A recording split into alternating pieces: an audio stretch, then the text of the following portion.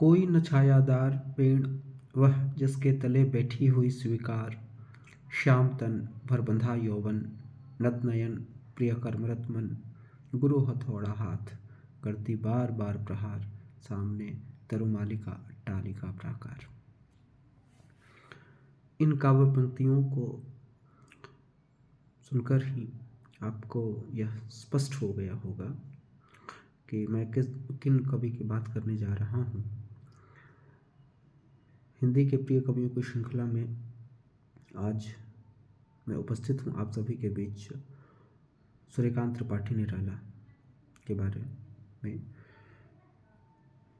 कुछ चर्चा करने के लिए। सूर्यकांत त्रिपाठी निराला छायावाद के 4 मुख्य उन्नायक स्तंभों में से एक हैं और उन्हें सर्वप्रमुख माना जाता है। छायावाद के उन्नायक स्तंभों में उन्हें सर्वप्रमुख माना जाता है। निराला का व्यक्तित्व अंतर्विरोधों से भरपूर रहा है और निराला का व्यक्तित्व संघर्षों से निर्मित हुआ है। कई लोग तो मानते हैं कि उनकी एक प्रसिद्ध कविता कुकुरमुत्ता, जो यूपीएससी का सिलेबस में भी थी, अब इधर है कि नहीं मैं नहीं बता सकता। हम लोग तो यूपीएससी का मेंस दे रहे थे तो उस समय हिंदी लिटरेसी के सिलेबस में थी। तो निराला की कविता कुकुरमुत्ता कई लोग ऐसा मानते हैं कि विक्षिप्तता की मनस्थिति में रची गई थी, पर निराला विक्षिप्तता से बच गए, इसके पीछे मुख्य रूप से उनकी कविता थी।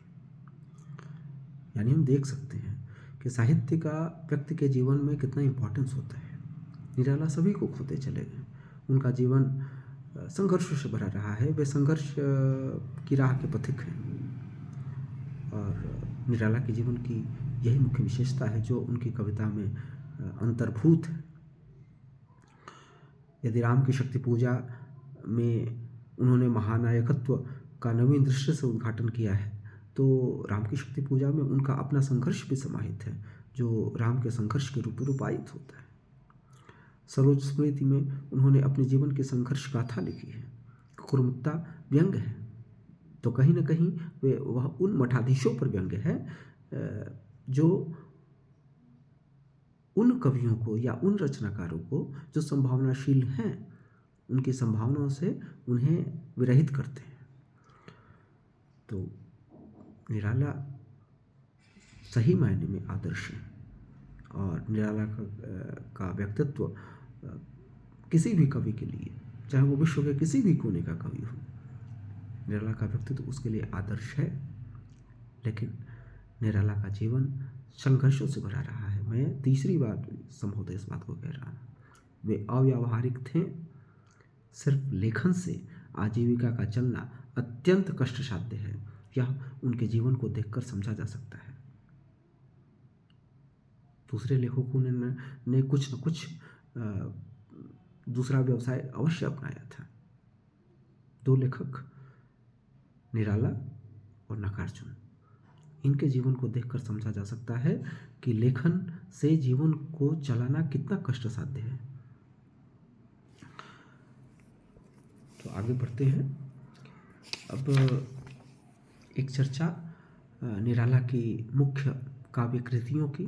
तो निराला की यशः कृति का मुख्य आधार स्तंभ उनकी 4 कृतियां हैं। एक है राम की शक्ति पूजा, दूसरी सरोज स्मृति, तीसरी तुलसीदास और चौथी कृति है कुकुरमुत्ता। ये उनकी यशः कृति के मुख्य 4 आधार स्तंभ हैं। और यदि मुझे विश्व की 50 या 100 श्रेष्ठ कविताओं में रखना हो तो मैं इन 4 लंबी कविताओं को रखूँगा। इन 4 लंबी कविताओं का कोई सानी नहीं है। हिंदी साहित्य में, विशेष करके आधुनिक हिंदी साहित्य में, इन जैसी अच्छी श्रेष्ठ कविताएं बहुत कम रची गई हैं। यदि श्रेष्ठ कविताओं को यदि देखना होगा तो कामायनी है, भारत भारती है, यशोधरा है। निराला की ये 4 कविताएं हैं। अज्ञेय की अजाते वीणा है, मुक्तिबोध की अंधेरे में और ब्रह्म राक्षस है। इसके अलावा बहुत कम कविताएं इतनी अच्छी देखने को मिलती हैं। निराला के प्रमुख काव्य संग्रह नामिका, परिमल, गीतिका, तुलसीदास, कुकुरमुत्ता, अणिमा और नैपथ्य। नैपथ्य तक आते आते कवि का काव्य व्यक्तित्व छीज रहा था। यहाँ तक आते आते निराला का संघर्ष उन पर हावी हो रहा था। उस संघर्ष के कारण उनका काव्य व्यक्तित्व प्रभावित हो रहा था। नैपथ्य से यह स्पष्ट होता है। निराला मुक्त छंद के प्रवर्तक थे। परिमल की भूमिका में 1930 में लिखी उनकी पंक्तियों को कौन भूल सकता है। मनुष्यों की मुक्त कर्म के बंधन से छुटकारा पाना है और कविता के मुक्त छंदों के शासन से अलग हो जाना है। तो निराला ने हर कदम पे, यदि उन्होंने यह आवश्यक समझा है, तो स्वयं को भी काटा है। वे तोड़ती पत्थर के रूप में प्रगतिवाद की कविता लिखते हैं, जो संभवतः प्रगतिवादी कविताओं में यदि सर्वश्रेष्ठ नहीं तो सबसे श्रेष्ठ 5 प्रगतिवादी कविताओं में तो अवश्य आएगी मेरे अनुसार।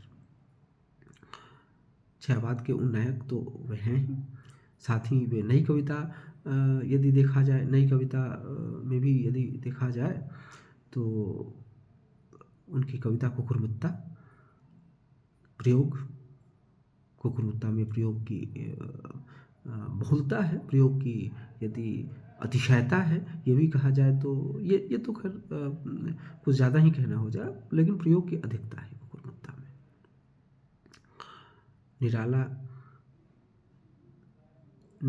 निराला में आत्माभिव्यक्ति इतनी अधिक थी, ये इससे अधिक इसे समझा जा सकता है कि सरोज स्मृति में उन्होंने अपनी पुत्री के जीवन और अपनी पुत्री के जीवन के बहाने अपनी असमर्थताओं का खुले मन से वर्णन किया है। धन्य मैं पिता निरर्थक था, कुछ भी तेरे हित न कर सका, जाना तो अर्थागमो पाए, पर रहा सदा संकुचित काय, लगकर अनर्थ आर्थिक पथ पर, हारता रहा मैं स्वार्थ समर। इन्हीं सर्वस्मृति में ही वे आके कहते हैं, दुख ही जीवन की कथा रही, क्या कहूँ आज जो नहीं कही।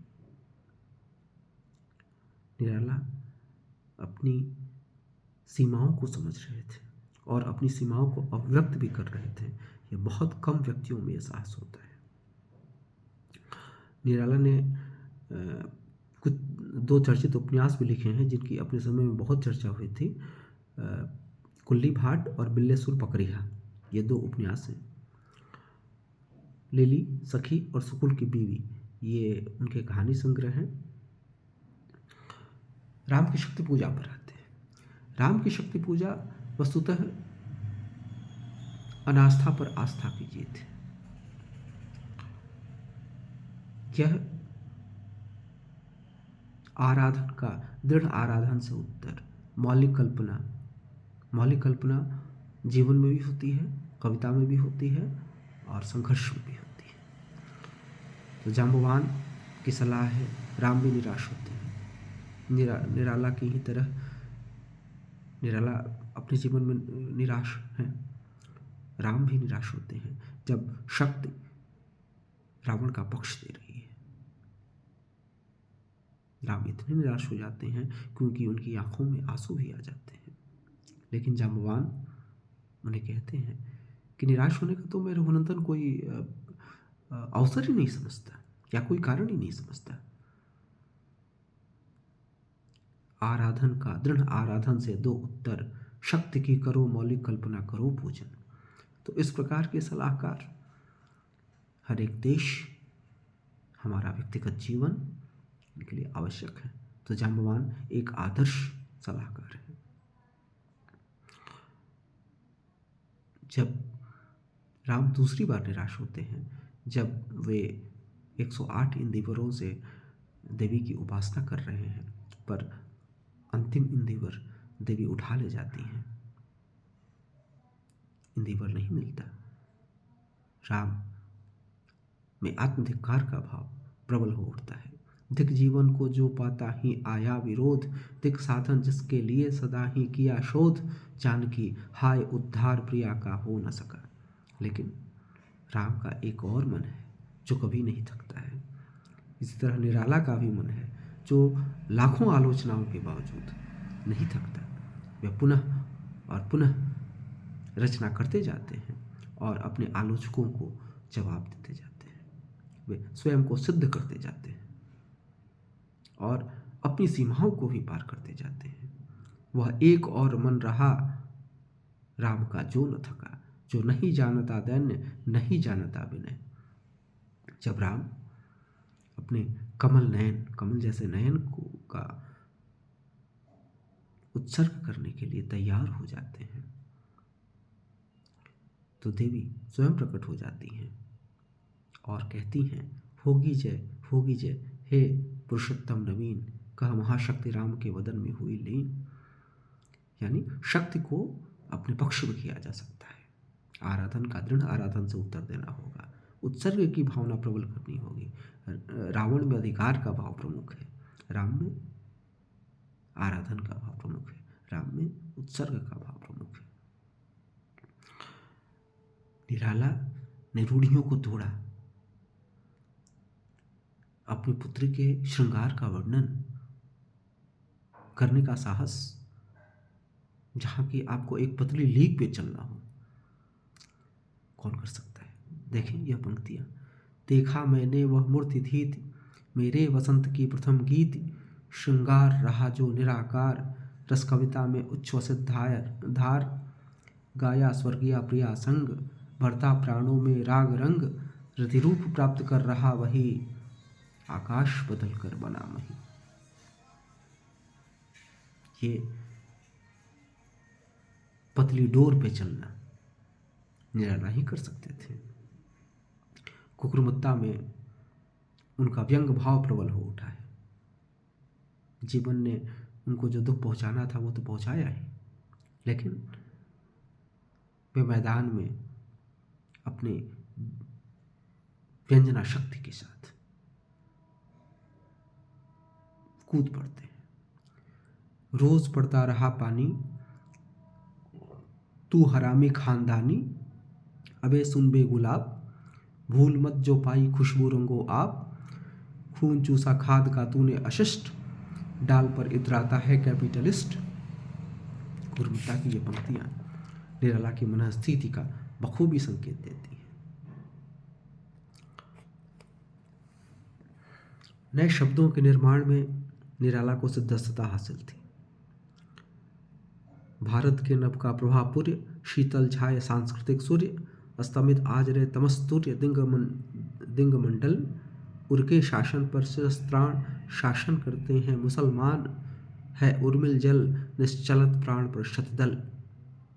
यहाँ प्रभापुर्य, तमस्तूर्य इस प्रकार के शब्दों का निर्माण, खैर छायावाद में पंत जी और निराला जी को तो शब्दों के निर्माण में सिद्धस्तता हासिल थी।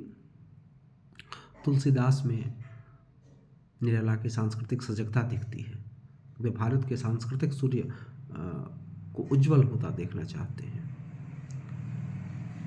और अंत में मैं निराला की शुरुआती प्रसिद्धि की कविता जूही की कली की कुछ पंक्तियों का उल्लेख करना चाहूँगा। विजन वन वल्लरी पर सोती थी सुहाग भरी स्नेह, स्वप्न भग्न अमल कोमल तनु तरुणी, जूही की कली त्रिकबंध की शिथिल पत्रांक में। यह छायावादी प्रभाव है। संभवतः 1916 में यह कविता लिखी गई थी। निराला के शुरुआती दिनों की कविता है। छायावाद की प्रमुख कविताओं में यह मानी जाती है और इस कविता की भावी प्रसाद द्विवेदी ने बहुत प्रशंसा की थी। तो आज के लिए ऐसे ही यही कहना चाहूँगा कि निराला का जीवन,